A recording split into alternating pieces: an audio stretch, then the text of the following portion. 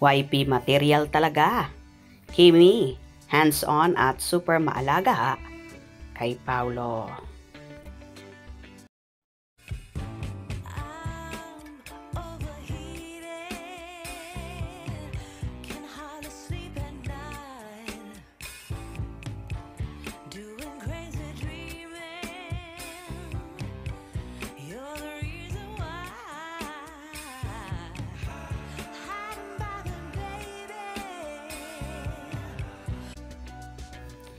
Tila alagang-alaga ni Kim Chiu ang kanyang kapareha at rumored boyfriend na si Paolo Avellino, kung saan ipinagluto niya pa ang aktor ng ginataang kalabasa na may sitaw at shrimp.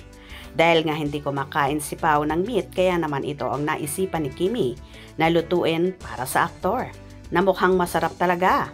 Na kahit nga ang isa sa head at team alibay na si Miss Carlina de la Merced ay nabigyan nito, kaya nabuking ang Kim Pao.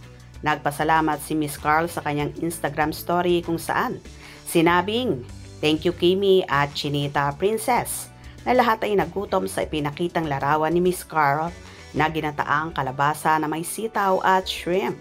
Kaya naman tuwan-tuwa ang mga Kim Pao fanay at hands-on at alagang-alaga daw ni Kim si Paolo sa pagkain, kung saan nilutuan pa nga niya ng masarap na ulam ang binata. Sa mundong puno ng glamour at digital noise, kung saan ang bawat galaw ng mga sikat ay sinusuri, madaling mahulog sa bitag ng mga chismis at haka-haka, at walang duda ang tambalan ng Kim Pao, ang isa sa mga biktima nito sa mga nagdaang linggo. Kumalat ang mga usap-usapan lalo na mula sa mga summary video na umano'y nanlalamig na raw si Paolo sa kanyang misis, Kimi. Ito ay isang paratang na nagpaalam ng damdamin ng mga taga-suporta at nagdulot ng pagdududa sa katatagan ng kanilang relasyon. Ngunit tulad ng isang magandang teleserye, dumating ang plot twist. Isang simpleng video ng pag-ibig at pag-aalaga ang biglang lumabas na nagpatahimik sa lahat ng kritiko at nagpatunay na ang tunay na pagmamahalan ay makikita sa maliliit ngunit makabuluhang mga detalye. Ang pinakamalaking ayuda o patunay ng pagmamahalan ay nag-ugat sa simpleng lutuin, ginataang kalabasa. Hindi ito isang magarbong fine dining na handa. Hindi ito luxury brand na regalo. Ngunit ito ay paboritong ulam ni Paolo Avellino. At ang naghanda, walang iba kundi ang kanyang misis na si Kim Chiu. Ayon sa mga kuhat impormasyon, huling-huli ang mag-asawa sa isang sweet moment kung saan naglabas ng ayuda si Paolo matapos siyang pagluto ni Kimi. Ang eksenang ito ay lumabas mismo sa backstage o sa taping na nagpapakita ng isang daily routine na tanging ang mag-asawa lamang ang nakakaalam.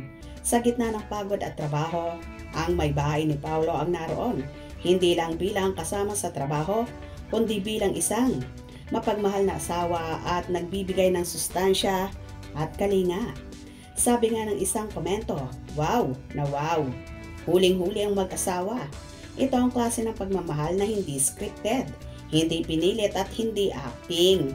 Ito ay dalisay na pag-aasikaso na nagmumula sa puso. Ang ginataang kalabasa ay naging simbolo ng dedikasyon at pagmamahal. Isang simpleng ulam na may malalim na kahulugan. Kung akala nyo nagtatapos lang sa pagluluto ang pag-aalaga ni Kimi, nagkakamali kayo. Ang transcript ng video ay naghayag ng mas marami pang detalye tungkol sa sweetness nila. Bukod sa paghahanda ng masarap na ulam, inilarawan si Kim Chiu bilang isang babae na sobrang mapagmahal at napol na rin si Mr. kay Mrs. dahil sa grabe kung mag-alaga si Kimi. Sino bang lalaki ang hindi mahihirapang makahanap ng ganitong babae?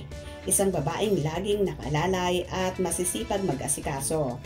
Sa katotohanan, pati nga ang simpleng pag-tuck-in ng damit ni Paolo, si Kimi na rin ang gumagawa.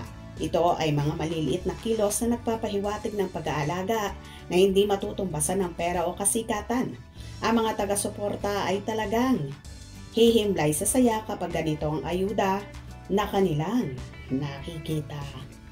O diba, kahit nga ang mga kapim alibay ni Kimi ay ibinubuking sila at alam na alam ang galawan nila sa mismong serye. Hope you enjoyed. Please subscribe for more info.